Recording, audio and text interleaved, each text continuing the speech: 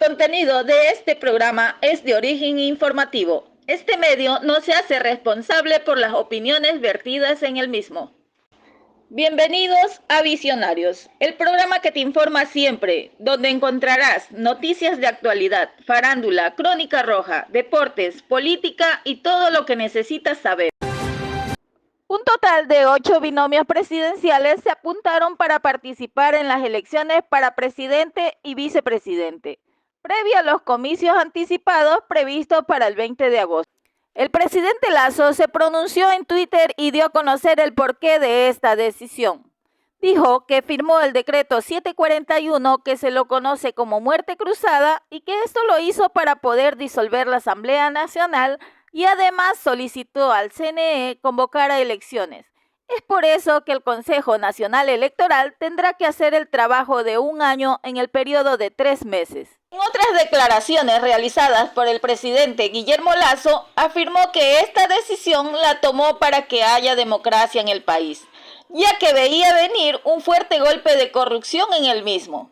Al empezar las acusaciones y denuncias hacia él comenta que las denuncias hechas en su contra son jugadas de parte de personas que no están de acuerdo con su gobierno.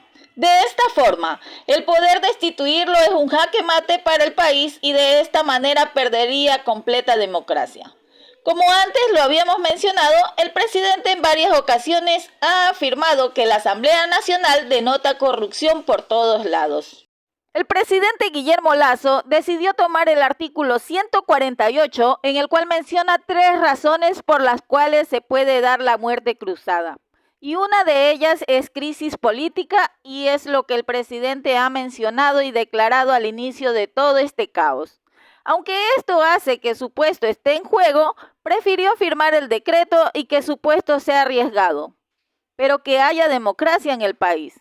Entonces, si la Asamblea tenía algún plan, este sería disuelto, ya que los miembros de la misma ya no tendrían poder dentro de la Asamblea. Hoy nos encontramos con el economista Jimmy Tapia. Bienvenido.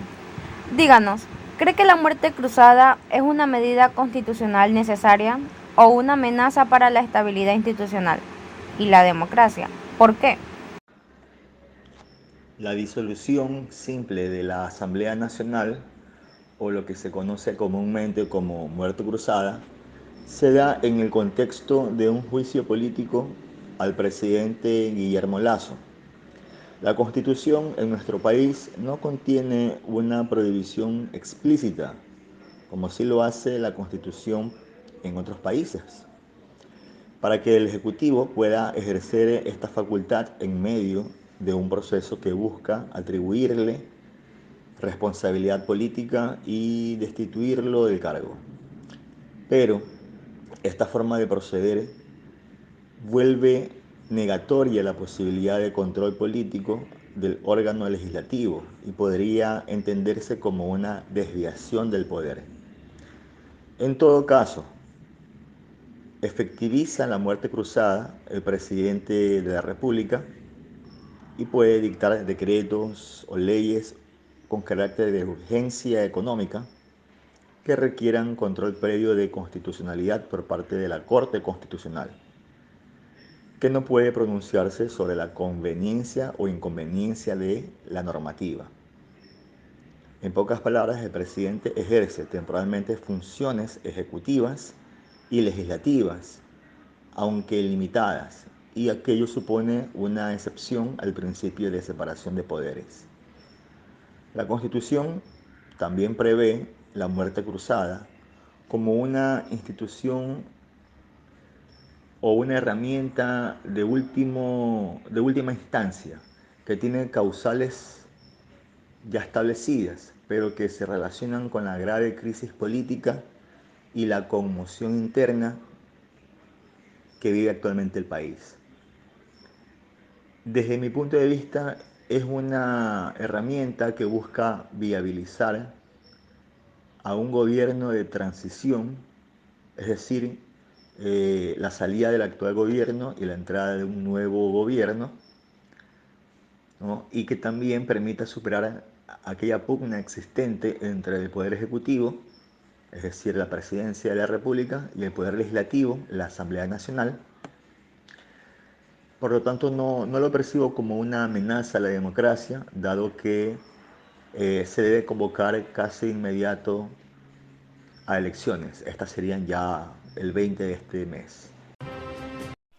Para aclarar el término muerte cruzada en Ecuador, esta es una situación en la que el Ejecutivo y el Parlamento están en constante conflicto y estancamiento, lo que dificulta las funciones gubernamentales y la toma de decisiones. La muerte cruzada puede tener una variedad de efectos negativos en el gobierno y la estabilidad política. Estos incluyen parálisis de proyectos y reformas, toma de decisiones erráticas, falta de gobernabilidad y dificultad para implementar políticas públicas que satisfagan las necesidades de la población. Se han propuesto diversas soluciones en el ámbito político y constitucional para superar la muerte cruzada. Estos incluyen buscar el acuerdo y el diálogo entre los diversos actores políticos, promoviendo una cultura de acuerdo y negociación, además de reformar las leyes para fortalecer los mecanismos de gobernanza y evitar constantes estancamientos entre poderes. Es importante señalar que la muerte cruzada no es exclusiva de Ecuador y que se ha observado en otros países con sistemas políticos similares. Superar este fenómeno requiere voluntad política de los involucrados y la búsqueda de soluciones que permitan a los gobiernos funcionar de manera más eficiente y eficaz. Buenas noches, señor José Mora. ¿Sabe usted qué significa el término muerte cruzada? Buenas noches, estimada señorita periodista. Claro, por supuesto que sí. Es la decisión que tomó el presidente de los ecuatorianos, la cual consiste en devolver al Congreso, disolver el Congreso y convocar a elecciones anticipadas. Cabe recalcar que esta decisión nunca se había aplicado en el país, a pesar que está contemplada en la Constitución del 2008. Tras la muerte cruzada, ¿quién ejercerá el trabajo de control y regulación sobre las acciones del presidente de la República? Es evidente que al cesar de sus funciones al Parlamento, pasaría a ser la Corte Constitucional a la que ejerza este deber.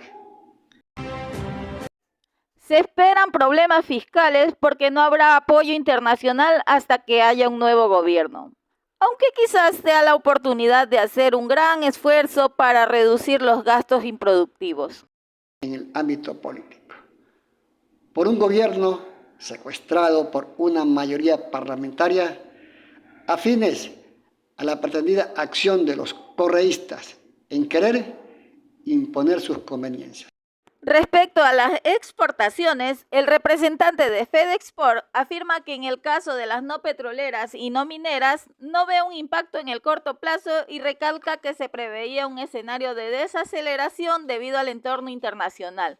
Y es que tras un 2022 bueno en que el Ecuador cerró con 18.000 millones en exportaciones no petroleras y no mineras, un crecimiento del 15% con respecto al 2021, mientras que para el 2023 ya se proyecta una expansión de solo un dígito ante una potencial recesión económica global. El Consejo Electoral ecuatoriano programó oficialmente elecciones presidenciales y parlamentarias anticipadas para el próximo 20 de agosto.